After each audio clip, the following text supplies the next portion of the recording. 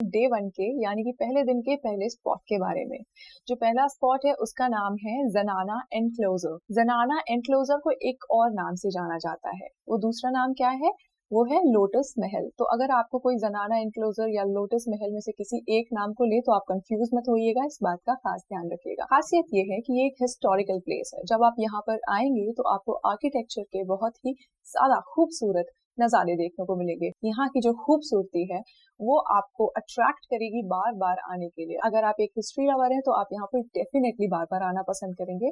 Time की अगर हम बात करें तो एक एवरेज तौर पे यहाँ पे आप 2 से ढाई घंटे का समय बिता सकते हैं, या फिर आपको फोटोग्राफी पसंद है तो फिर तो आप यहाँ पर अच्छा खासा समय बिता सकते हैं, क्योंकि यहाँ काफी कुछ है। क्योंकि नेचुरल लाइट इतनी अवेलेबल है, इसके अलावा जो ब्यूटी है इस प्लेस की वो आपको काफी देर तक रोके रखेगी। यहाँ पर आप बहुत सारे पिक्चर्स क्लिक कर सकते हैं। तो इस तरह का रहेगा डे 1 का पहला स्पॉट। लेकिन क्योंकि हम सेकंड स्पॉट की तरफ शिफ्ट हो रहे हैं, आपके पास बीच में काफी टाइम होगा तो उसको यूटिलाइज भी करना चाहिए मेरे हिसाब से। तो उसको यूटिलाइज कीजिए बाहर लगे हुए कुछ ऑथेंटिक स्टॉल्स पर जाकर, यानी कि जो आसपास स्टॉल्स लगे रहते हैं, जो आसपास वेंडर्स होते हैं, उनके पास जाइए और डिफरेंट डिफरेंट फूड्स को ट्राई कीजिए। चलिए अब हम बात करते हैं कि डे 1 का सेकंड स्पॉट कौन सा है। यूजुअली आपने देखा होगा कि मैं आपके लिए हमेशा एक लास्ट वाले डे पे ऐसा रखती हूँ कि आप शॉपिंग करते हैं लास्ट वाले डे पे। मैंने सोचा क्यों ना ऐसा किया जाए कि डे 1 पे आज आपके लिए शॉपिंग रख दी जाए, ताकि आप आराम से एंजॉय कर सके। हो सकता है लास्ट डे पे आपको इतना टाइम ना मिल सके, और अगर आपको शॉपिंग करना पसंद है तो डेफिनेटली आपको ये जगह बहुत ज्यादा पसंद आने वाली है। क्या नाम है इस जगह का? इस जगह का नाम है हम्पी बाजार स्ट्रीट। देखिए नाम से ही कितना अच्छा लगता है ना, हम्पी बाजार स्ट्रीट। नाम से ही ऐसा अंदाजा होता है कि डेफिनेटली यहाँ पे बहुत सारे ऑप्शंस हो गए खरीदने के लिए, बहुत सारी चीजें होंगी ट्राई करने के लिए, बहुत सारे आउटफिट्स मिलेंगे आपको परचेस करने के लिए। अब आप सोचेंगे हम्पी बाजार स्ट्रीट पर मैं अगर जाऊं तो क्या लेकर आऊं। मैं आपको कुछ चीजें सजेस्ट कर सकती हूँ। वहां पर छोटे छोटे से सोवेनियर्स मिलते हैं, यानी कि छोटे से की रिंग्स होते हैं। आप चाहे तो सारे रिलेटिव्स के लिए वो लेकर आ सकते हैं, अपने फ्रेंड्स के लिए लेकर आ सकते हैं, अपनी फैमिली के लिए लेकर आ सकते हैं। इसके अलावा वहां पर काफी सारे ऑथेंटिक कपड़े मिलते हैं।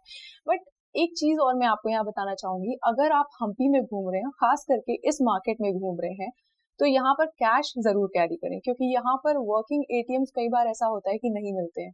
तो इसलिए आप एक कैश जरूर अपने साथ कैरी करें, लेकिन एक छोटे से बैग के अंदर, और कैश को हमेशा डिवाइड करके रखें। तो आप शाम को अपना समय बिता सकते हैं इस शॉपिंग मार्केट में, नई नई चीजों को एक्सप्लोर कर सकते हैं, खाना खा सकते हैं, और उसके बाद रेस्ट कर सकते हैं जाके अपने होटल में। चलिए बात करते हैं कि डे 2 पे आप क्या करने वाले हैं, और डिस्कस करते हैं कि कौन से वो स्पॉट्स हैं जो डे 2 पे मैंने आपके लिए शॉर्ट लिस्ट करके रखे हुए हैं। जो मैंने डे 2 के लिए पहला स्पॉट आपके लिए रखा है ना, वो एक ऐसी जगह है जो बहुत ही ज्यादा आइकॉनिक प्लेस है। यानी कि अगर आप कर्नाटका की बात करें या स्पेशली हम्पी की बात करें तो इसके बारे में सभी जानते हैं। और अगर हम इस स्पॉट की खासियत के बारे में बात करें तो मैं आपको ये बता दूं कि आप यहाँ पहुंचने के बाद बहुत सारी पिक्चर्स क्लिक कराने वाले, लेकिन उससे पहले आप इस जगह को खूब देखेंगे, निहारेंगे और इसको एडमायर करेंगे, क्योंकि ये बहुत ही ज्यादा ब्यूटीफुल है।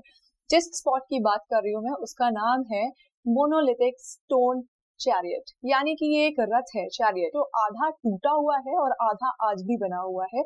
ये रूइंस में आता है, यानी कि कुछ शासक ऐसे रहे थे जिन्होंने इसको बर्बाद कर दिया था पुराने समय में, लेकिन कुछ हिस्सा इसका आज भी सलामत है। जो हिस्सा सलामत है, जब आप उसको देखेंगे तो आप उसकी ब्यूटी को देखते रह जाएंगे, क्योंकि इसमें छोटी छोटी डिटेलिंग इतनी ज्यादा स्ट्रॉन्ग है। अगर आप रथ के नीचे की तरफ देखेंगे तो वहां पर युद्ध के कुछ सीन बनाए गए हैं जो कि पत्थर में से कार्व करे गए हुए हैं। आप सोचिए कितनी मेहनत लगी होगी और कितना समय लगा होगा उनको बनाने में। तो जब आप इस प्लेस को विजिट करेंगे आप डेफिनेटली बहुत ज्यादा पिक्चर्स क्लिक करेंगे, लेकिन जैसा मैंने कहा पिक्चर से ज्यादा आप इसकी खूबसूरती को निहारेंगे। तो ऐसा रहेगा डे 2 का फर्स्ट हाफ आपके लिए। मुझे पता है कि जब आप यहाँ जाएंगे तो आप बहुत ही ज्यादा एंजॉय करने वाले हैं, बहुत सारे पिक्चर्स क्लिक करने वाले हैं और बहुत सारा समय बिताने वाले हैं। चलिए हम बात करते हैं आज के सेकंड स्पॉट की। अभी तक आपने नोटिस किया होगा कि हम हिस्टोरिकल प्लेसेस पे विजिट कर चुके हैं, हम ब्यूटीफुल प्लेसेस को विजिट कर चुके हैं, हमने आर्किटेक्चर को ध्यान में रखा है, लेकिन अभी तक हम एक स्पिरिचुअल जगह पर नहीं गए। तो आज मैं जिस स्पिरिचुअल जगह की बात कर रही हूँ डे 2 में, वो एक बहुत ही ब्यूटीफुल टेम्पल है। ये बहुत ही पुराना टेम्पल है।